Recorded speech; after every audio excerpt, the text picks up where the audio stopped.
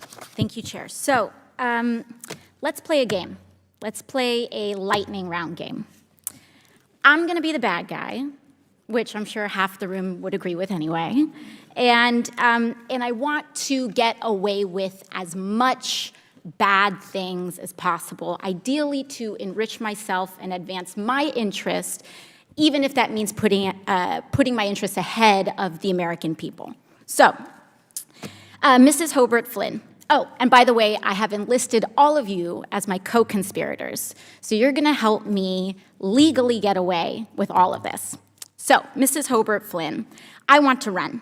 If I want to run a campaign that is entirely funded by corporate political action committees, is there anything that legally prevents me from doing that? No. Okay, so there's nothing stopping me from being entirely funded by corporate PACs, say from the fossil fuel industry, the healthcare industry, big pharma. I'm entirely 100% lobbyist PAC funded. Okay, so let's say I'm a really, really bad guy, and let's say I have some skeletons in my closet that I need to cover up so that I can get elected. Mr. Smith, is it true that you wrote this article, this opinion piece for the Washington Post entitled, "These payments to women were unseemly, that doesn't mean they were illegal"? Well, I can't see the piece, but I wrote a piece under that headline in the Post, so I assume that's right. Okay, great. So, green light for hush money. I can do all sorts of terrible things. It's totally legal right now for me to pay people off. And that is considered speech. That money is considered speech. So I use my special interest dark money funded campaign to pay off folks that I need to pay off and get elected. So now I'm elected, now I'm in. I've got the power to draft, lobby, and shape the laws that govern the United States of America.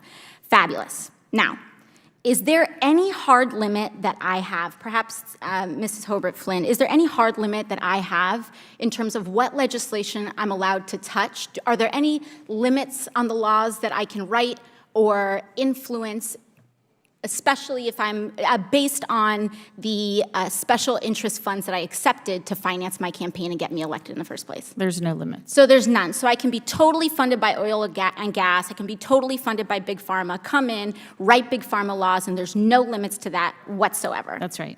Okay, so awesome. Now, Mr. Mirabani, the last thing I want to do is get rich with as little work possible. That's really what I'm trying to do as the bad guy, right? So is there anything preventing me from holding stocks, say, in an oil or gas company, and then writing laws to deregulate that industry and cause, that could potentially cause the stock value to soar and accrue a lot of money in that time? You could do that. So I could do that. I could do that now with the way our current laws are set up. Yes? Yes. Okay, great. Okay, so my last question is, or one of my last questions, I guess I'd say, is it possible that any elements of this story apply to our current government and our current public servants right now? Yes. Yes. So we have a system that is fundamentally broken.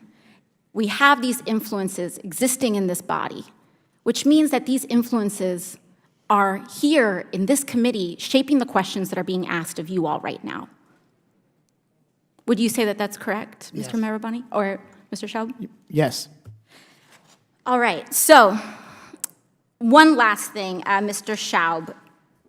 In relation to congressional oversight that we have, the limits that are placed on me as a congresswoman, compared to the executive branch and compared to, say, the President of the United States, would you say that Congress has the same sort of standard of accountability?